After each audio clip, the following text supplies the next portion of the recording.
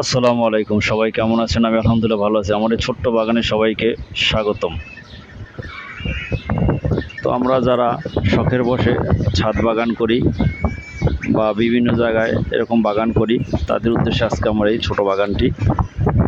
এই বাগানটি আমি করেছি আমার বাড়ির মধ্যে সামান্য একটু জায়গায়, যদি এটা ছাদে নয়, এটা নিচের ফ্লোরে, সেখানে।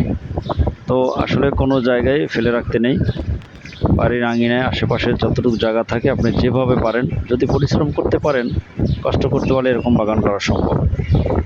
আমার ছাদ বাগানে আমার এই বাগানে বিভিন্ন প্রকারের আমের গাছ আছে এবং বিভিন্ন ফলের গাছ আছে। এই গাছটি আমি এবছর নতুন লাগিয়েছি, কারণ এখন বর্ষাকাল, এর সামনেই বর্ষাকাল আসতেছে। তাই একটা স্লোগান আছে, এখন বর্ষাকাল, বেশি করে গাছ লাগান। গাছ আমাদের ছায়া দেয়, গাছ আমাদের তাপমাত্রা নিয়ন্ত্রণ করে। তাই দেখছেন কত সুন্দর আম। এই আমটিকে অনেকে বলে চিংমাই, বিগ ব্যানানা, বিভিন্ন নামে যেটা বলে। যদি চায়না থেকে আগত এই গাছগুলো, এই আমগুলো বাংলাদেশে এখন অ্যাভেলেবেল। যে যেটাই বলুক না কেন, আমার আমের সাইজটা দেখে আমগুলো খুব ভালো লেগেছে, তাই আমি এই গাছগুলো কিনেছি। যদিও চারার দাম অনেকটা বেশি, লোকাল আমের চেয়ে অনেক দাম বেশি। শখের জিনিস আসলে দাম দিয়ে কি হয়? শখ তো শখই, তাই না? এই যে আমি আরেকটি গাছ লাগিয়েছি, সেটাও একই জাতের, কিন্তু এই আমগুলো আরও অনেক অনেক বড়, আর আরেকটু বড় হবে। যেভাবে আছে এখন আরেকটু বড় হবে। একটা আম প্রায় 1 কেজির মতো লম্বা, সেই সাগর কলার চেয়েও বড় লম্বা। আমটি দেখছেন আপনারা, আমি একটু সুরক্ষিতভাবে রেখেছি প্রোটেকশন দিয়ে, কারণ বাড়ির ভিতরে অনেক বাচ্চা কাচ্চা আছে, ভাড়াটিয়াদের, তারা ডিস্টার্ব করে, আম ছিঁড়ে ফেলে। এরকম শখের গাছের আম যদি কেউ ছিঁড়ে, তাহলে কলিজায় অনেক আঘাত লাগে।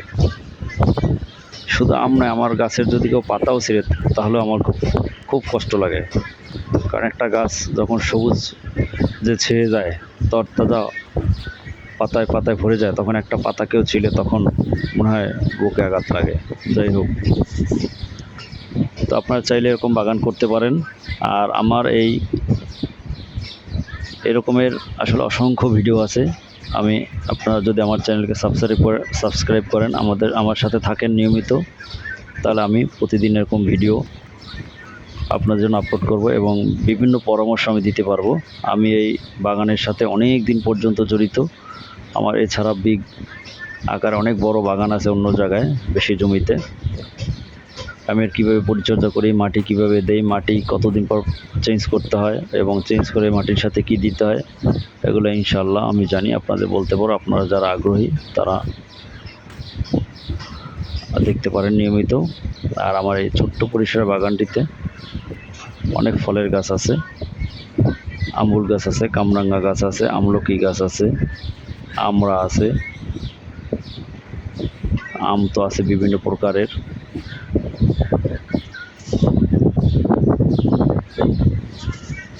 তো আমি একদিন একটা ভিডিও আপনাদের সামনে উপস্থাপন করব।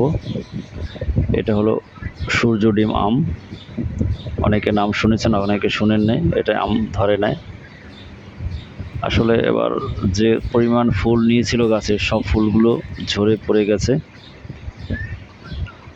আমার এই গাছের একটু সামনে বা পিছন সাইডে বড় বড় 2টা গাছ আছে। একটা হলো কাঁচা মিঠা, আর একটা হলো একদম অরিজিনাল হাড়িভাঙা, যেটার সাইজ আধা কেজির উপরে একটা আম। বাজারে যে হাড়িভাঙা পাওয়া যায়, তার চেয়ে অনেক অনেক গুণ মিষ্টি, অনেক গুণ ভালো আম। এটা আমি এই গাছটার বয়স 2 বছর হবে। তো গেল বছর আম হয়েছিল 4-5টা। এবছর অনেক আম হয়েছে, কিন্তু আমগুলো এই তীব্র তাপদাহের কারণে, বৃষ্টি ঠিকমতো না হওয়ার কারণে অনেক আম ঝরে গেছে, আর কিছু বাচ্চারা নষ্ট করেছে। তার মধ্যে যে কটা রাখতে পেরেছি, যে দেখছেন,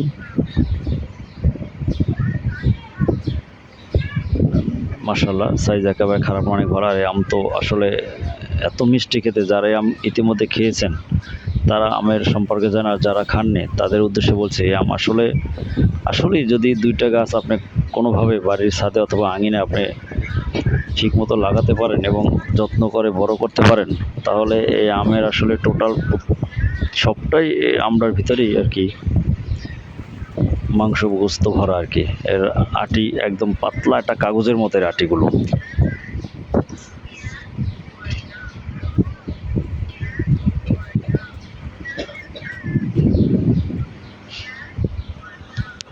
তো আমরা